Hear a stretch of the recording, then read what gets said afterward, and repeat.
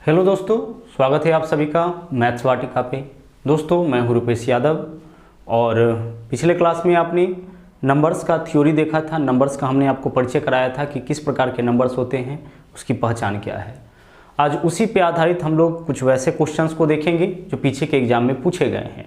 Theory अगर आपने अच्छे तरीके से किया होगा तो फिर क्वेश्चन समझने में आपको बिल्कुल भी परेशानी नहीं होगी और हर टॉपिक को हम लोग ऐसे ही पढ़ेंगे। पहले उसके बेसिक थ्योरी को देखेंगे और फिर उसके बाद उस पर आधारित क्वेश्चंस को हम लोग करेंगे। आपका काम यह होगा कि आप क्वेश्चंस को बार बार बनाएं, लगातार बनाएं और चीज़ों को एट ए टाइम आप याद कर ले ताकि बाद में चल के आपको किसी तरीके का कोई परेशानी ना हो। ठीक है, हाँ जी, चलिए तो आ जाइए। सबसे पहला क्वेश्चन देख लीजिए क्या है। चूंकि हम लोग बेसिक से शुरुआत किए हैं तो बिल्कुल हम लोग जीरो लेवल से हम लोग धीरे धीरे एडवांस लेवल तक पहुंचेंगे। अभी हम लोग इंट्रोडक्शन ऑफ नंबर्स किए हैं, उसके बाद कल से हम लोग नया टॉपिक स्टार्ट करेंगे और फिर जो आपको एक सिलेबस दिया गया है उसी के अकॉर्डिंग हम लोग का क्लासेज आगे बढ़ेगा। पहला क्वेश्चन देख लीजिए क्या है। सबसे छोटी अभाज्य संख्या क्या होगी। हमने कल आपको बताया था कि जो संख्या स्वयं और एक के अलावा और किसी से नहीं करता है वो अभाज्य कहलाता है। जैसा कि इसका नाम है अभाज्य, यानी जिसमें भाग न लगे वह अभाज्य कहलाता है। तो स्वयं और एक से दुनिया का कोई भी संख्या कटता है, दुनिया का कोई भी संख्या उठाइए वह अपने आप से कटेगा ही, एक से कटेगा ही। इसके अलावा अगर और किसी से ना कटे तो वह अभाज्य कहलाता है। जैसे 2 पहला अभाज्य संख्या है, उसके बाद 3 है, उसके बाद 5 है, उसके बाद 7 है, उसके बाद 11 है, इसी तरीके से आगे है। यह सब आपका अभाज्य संख्या कहलाता है। एक जो है वह न तो भाज्य है न ही अभाज्य है, उसको न तो भाज्य न ही अभाज्य संख्या के श्रेणी में रखते हैं क्योंकि वह दोनों में से किसी के भी रूल को फॉलो नहीं करता है। अभाज्य संख्या के भी कम से कम और ज़्यादा से ज़्यादा 2 गुणनखंड होते हैं, मतलब कम से कम और ज़्यादा से ज़्यादा उसको 2 संख्या काटेगा। ठीक है, लेकिन एक का न्यूनतम गुणनखंड केवल 1 है, एक को केवल 1 काटता है, इसलिए इसको अभाज्य की श्रेणी में भी नहीं रखते हैं और भाज्य की श्रेणी में भी नहीं रखते हैं। तो सबसे छोटी अभाज्य संख्या क्या हो जाएगा हमारा, 2 हो जाएगा। साथ में अगर पूछा जाता कि वैसी कौन सी अभाज्य संख्या है जो सम है तो भी हमारा आंसर क्या होता, 2 होता। ठीक है, चलिए पहला क्वेश्चन हो चुका है। अब बात करते हैं हम लोग दूसरे क्वेश्चन की। ऐसी कितनी अभाज्य संख्या है, आपसे संख्या पूछा है कि ऐसा कितना अभाज्य संख्या है जो कि सम है, तो ऐसा एकमात्र अभाज्य संख्या है। आप इसका गलती से आंसर 2 मत चुन लेना। क्या आंसर होगा इसका, आंसर इसका 1 होगा। और यही कारण है कि क्वेश्चन हम आपको करा रहे ताकि कंफ्यूजन नहीं हो।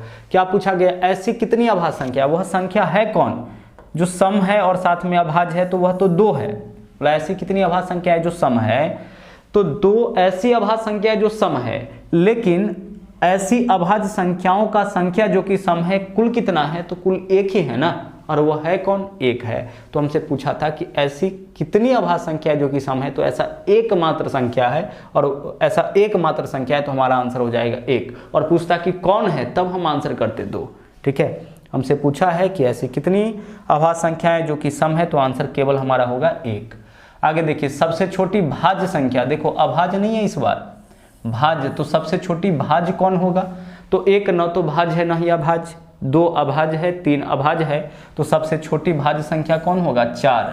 भाज्य संख्या किसको बोलेंगे, जो स्वयं और एक के अलावा अन्य किसी से भी कट जाए, मतलब जो 2 से ज़्यादा संख्या से कटे ना, वह भाज्य संख्या कहलाता है। जैसे 4 1 से भी कटेगा, 4 से भी कटेगा और 2 से भी कटेगा, अतः 4 क्या है आपका, भाज्य संख्या है। क्लियर। चलिए बढ़ते हैं अगले क्वेश्चन में। हमें बताना है निम्नलिखित में परिपूर्ण संख्या क्या हो, कौन सी है, परफेक्ट स्क्वायर नंबर कौन है। तो परफेक्ट स्क्वायर नंबर हमें चुनना है ना, हम ऑप्शन से चुनेंगे।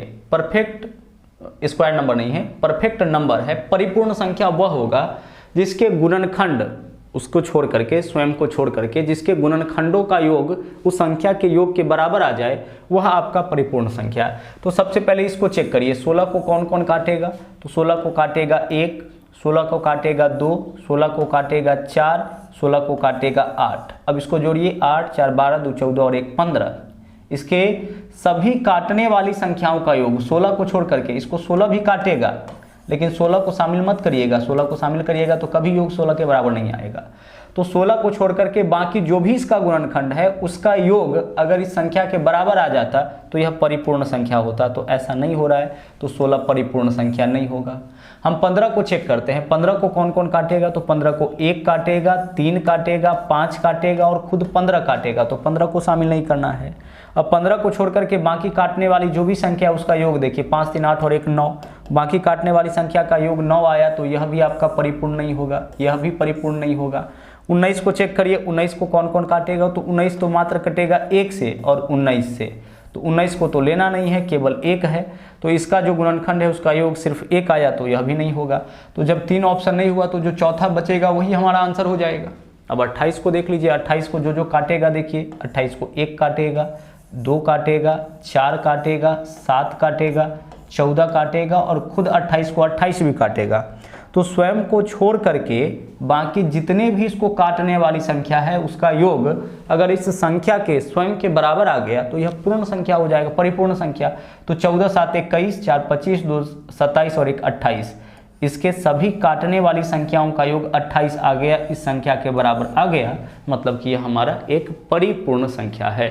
परिपूर्ण संख्या किसको बोलेंगे? जिस संख्या के गुणनखंडों का योग उस संख्या को छोड़ करके सभी गुणनखंडों का योग उस संख्या के बराबर आ जाए, वही आपका परिपूर्ण संख्या हो जाएगा। चलिए अब हम बात करते हैं अगले क्वेश्चन की। अगला क्वेश्चन क्या है, हमें काउंट करके बतानी है कि 100 तक में कुल कितनी अभाज्य संख्या है। इतना बार इन क्वेश्चंस का प्रैक्टिस करिएगा ना कि एग्जाम में जाके आपको सोचना ना पड़े कि भाई हमारा आंसर क्या होगा, सीधे आप देखिएगा और आंसर टिक आउट करिएगा। 100 तक में कुल मिला के 25 अभाज्य संख्या है। अगर हम बात करें 1 से लेकर के 100 तक में कुल कितनी अभाज्य संख्या है, तो कुल मिला के 25 अभाज्य संख्याएं हैं। ठीक है, चलिए आगे बढ़ते हैं। बोला है 50 तक में कुल कितनी अभाज्य संख्याएं हैं, तो 50 तक में कुल मिला के 15 अभाज्य संख्या हो जाता है। 1 से लेकर के 100 तक में कुल 25 अभाज्य संख्या। चूंकि अभाज्य संख्या निकालने के लिए कोई फॉर्मूला हम लोग यूज नहीं कर सकते हैं। फॉर्मूला यूज क्यों नहीं कर सकते? क्योंकि यह कोई सर्टेन डिफरेंस पे नहीं आता है, कोई रेगुलर डिफरेंस पे नहीं आता है ना, कि आप कोई फार्मूला लगा के इसको आप निकाल सकते हैं। जैसे देखिए ना, 2 और 3 1 का अंतर, 3 और 5 2 का अंतर, 5 7 2 का अंतर, 7 के बाद 11 4 का अंतर, 11 2 13, 11 2 13, यहाँ 2 का अंतर, 13 और 17 है ना, 13 के बाद अगला 17 है ना, तो 4 का अंतर, 17 के बाद 19 है, फिर उसके बाद 23 है। तो कोई सर्टेन डिफरेंस पे नहीं आता है, कोई रेगुलर इंटरवल पे नहीं आता है कि आप उसको कोई फार्मूला से याद करिएगा, तो आपको इसको याद ही रखना पड़ेगा। तो 100 तक में कुल मिला के 25 अभाज्य संख्या, 50 तक में कितना, 50 तक में ही 15 हो जाता है। 50 तक में कुल कितना हो जाएगा? 15। अब अगला देखिए क्वेश्चन क्या है, 50 से 100 तक में कुल कितनी अभाज्य संख्या। अब 50 से 100 तक में तो आप सोचो कि 1 से 100 तक में कुल कितना है, 1 से लेकर के 100 तक में 25 हो गया और 50 तक में कितना हो गया? 15। तो 1 से 100 तक में कुल जितनी अभाज्य संख्या है उसमें से 1 से लेकर के 50 तक में जितनी अभाज्य संख्या उसको माइनस कर लेंगे, तो 50 से 100 तक में कुल कितनी अभाज्य संख्या है आपका निकल जाएगा। तो हमारा आंसर इस क्वेश्चन का क्या बनेगा?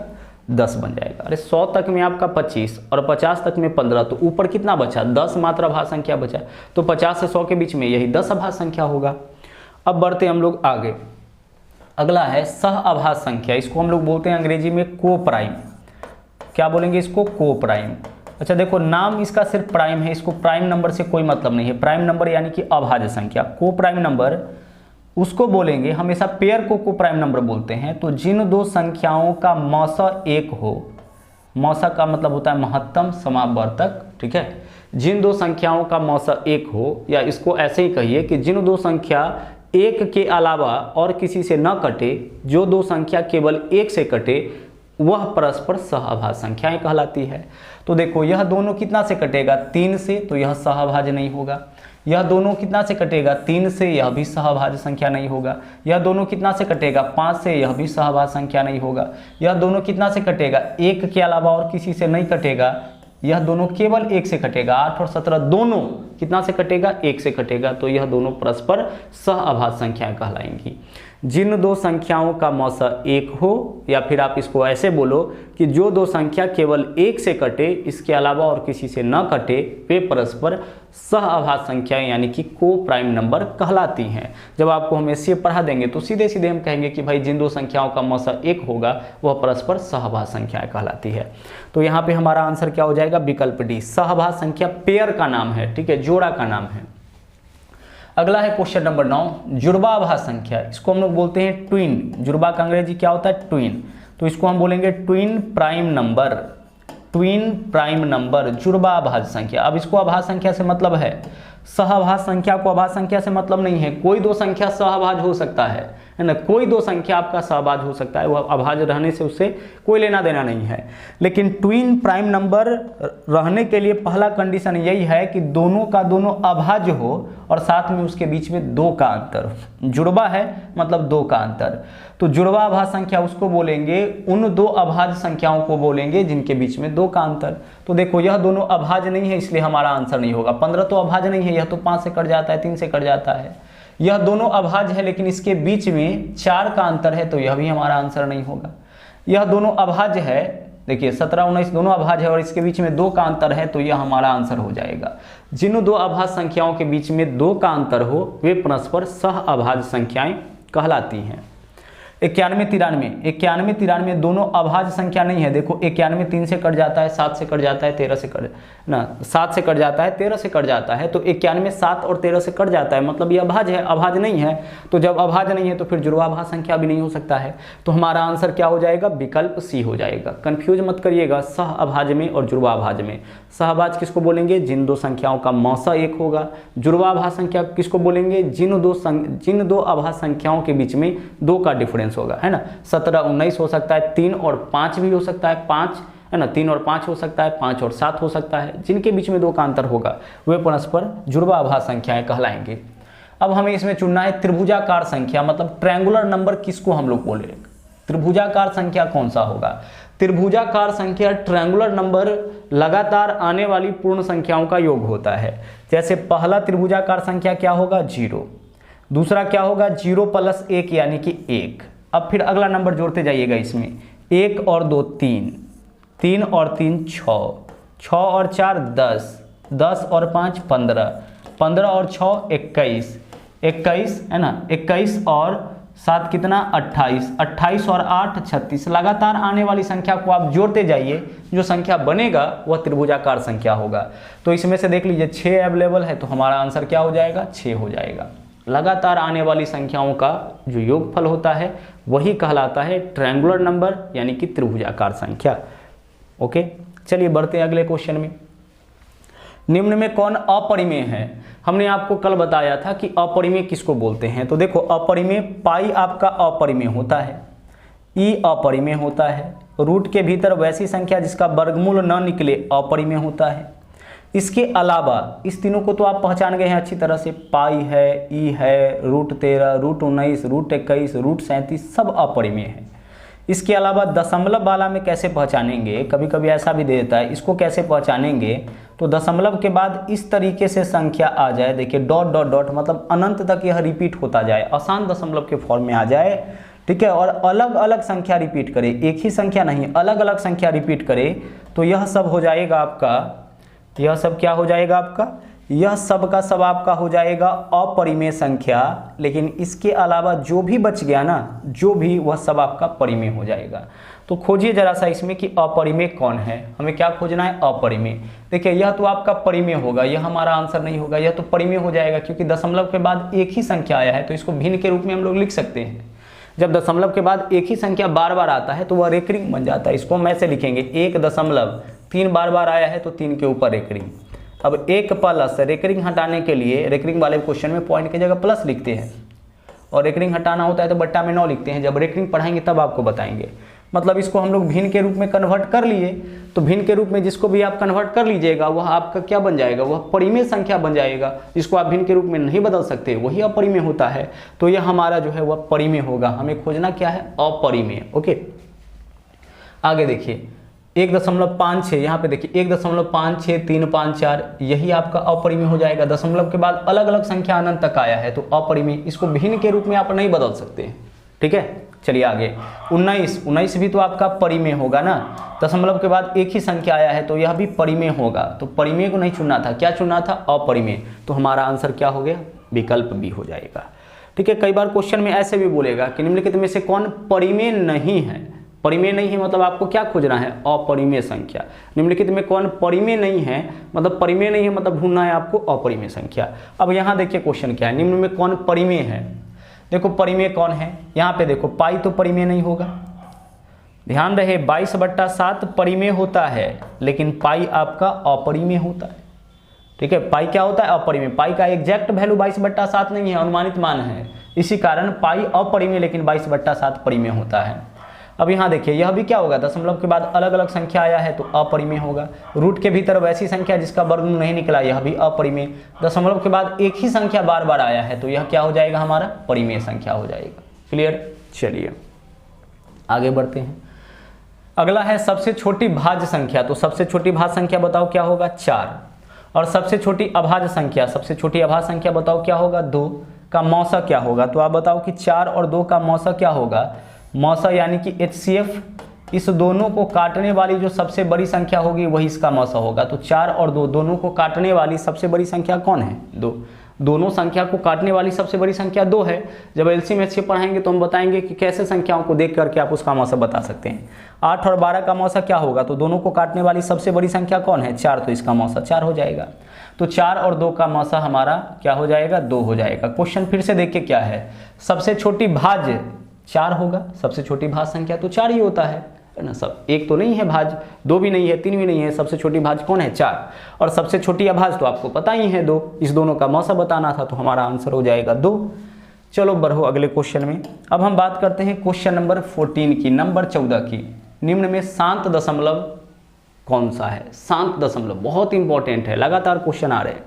देखो, जिस संख्या के बट्टा में ना, जिसके बट्टा में 2 का पावर n या फिर 5 का पावर n हो, वह दशमलव के किसी न किसी स्थान तक जाकर के रुक जाता है।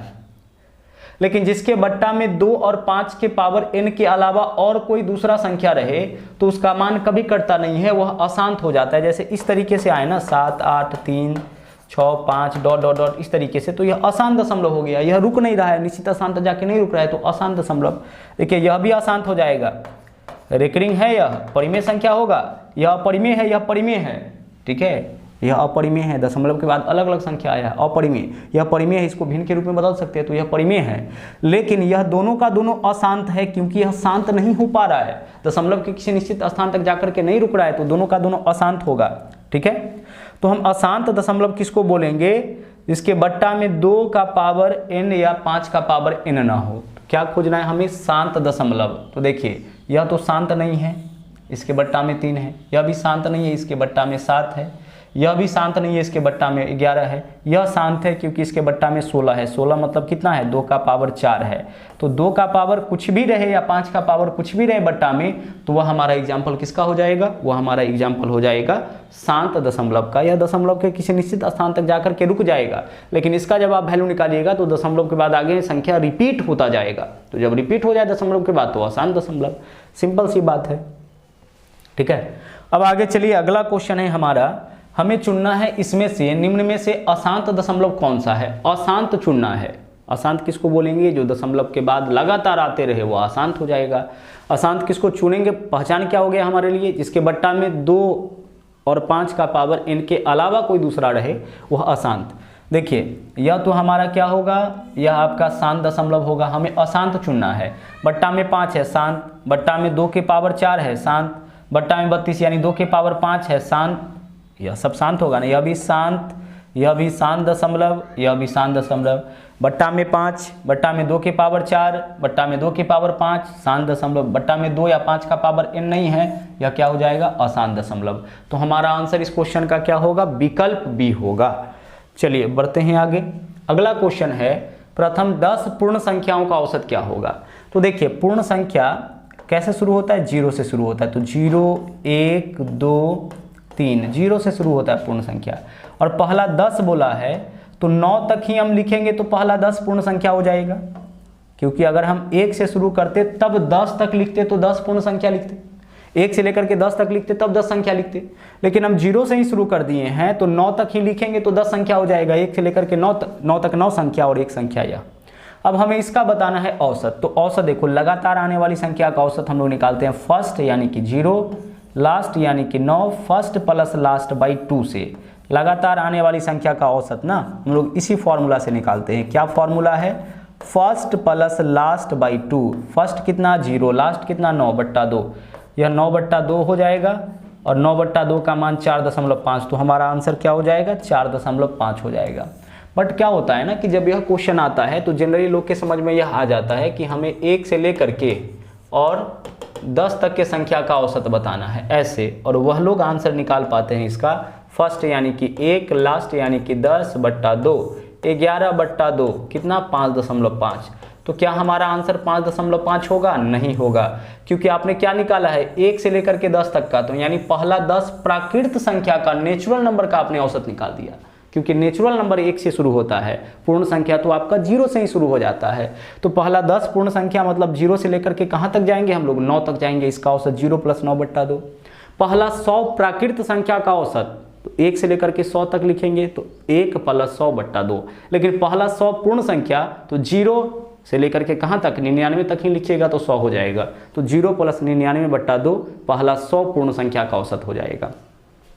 तो इस बात का ध्यान रहे कि जब आपको बोला जाए प्राकृत संख्या तो आप शुरू कहाँ से करोगे? 1 से शुरू करोगे, और अगर पूर्ण संख्या बोला जाए तो तब आप कहाँ से शुरू करोगे? तब आप शुरू करोगे 0 से।